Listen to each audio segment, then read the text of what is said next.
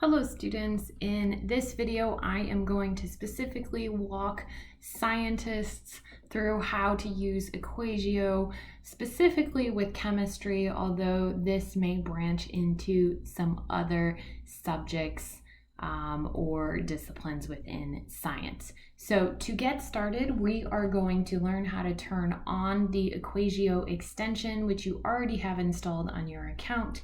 In order to do this, you want to log in on your district Chromebook, give a moment for all of your extensions to load. It may take a few minutes. And then you want to come up and click on the puzzle piece up here if you don't already see the blue diamond in your extensions toolbar. From here, you'd want to click the little push pin to pin Equatio to the top so it is always there and accessible. Equatio works within Google Docs, Google Slides, Drawings, most Google Apps, Google Forms. It also will work in various places on the web in order to pull information from there as well. So in order to get started, you simply just click on the extension to turn it on and click it again to turn it off. You may, the very first time, be asked to accept certain permissions from Google. Make sure that you do that. Now, this predominantly looks like a math toolbar, but it also has all of the elements and compounds available in it as well.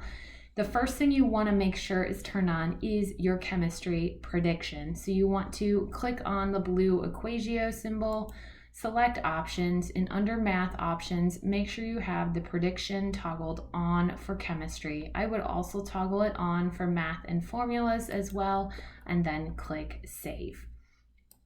You can use your equation editor here, and you can start typing in certain values. If you can't seem to find what you are looking for, you'll notice I typed in CO, and as I start scrolling down, I see lots of choices for me to use that are related to chemistry. I may also find different types of equations that I have learned in class in here as well.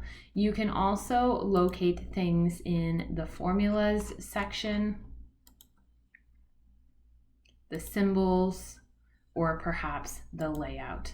This would be your basic section here. So if you start typing it in, you should be able to find what you need. If you are unable to find what you need, you may find it easiest to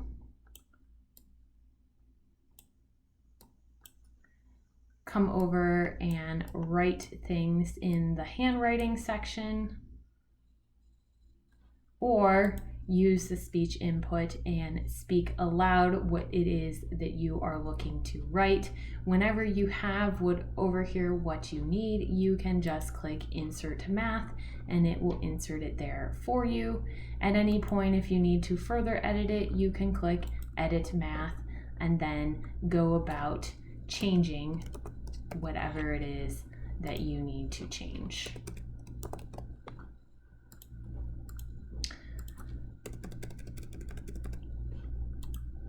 The other option that you do have in Equatio is you do have a math space, which would allow you to show more complex work and completely show how you use different elements or compounds. This is a free space where you can insert math, you can use handwriting, you can use speech input, and you also have some different tools here as well that you can explore. In addition, you also have some STEM tools. So you have access to a periodic table at any point where you can click on different things and add these to the equation editor right from the periodic table if you're having a hard time finding what you need. You also have access to a scientific calculator that uses Desmos, where you can insert things here.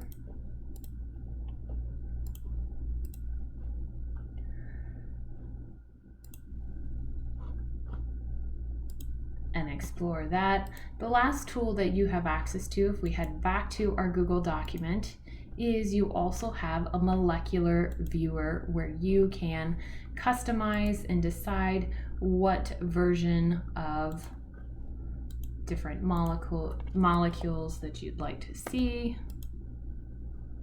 I can search and I can change my view. I can rotate things. I can explore those things as well. So this will allow you to further explore different things and rotate them around.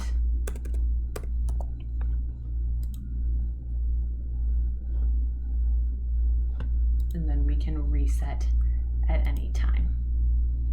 So those features are available for you. I'm sure there are other things that scientists can do within Equatio. Please look for more directions from your teacher as you begin exploring, learning, and showing your work through using this tool.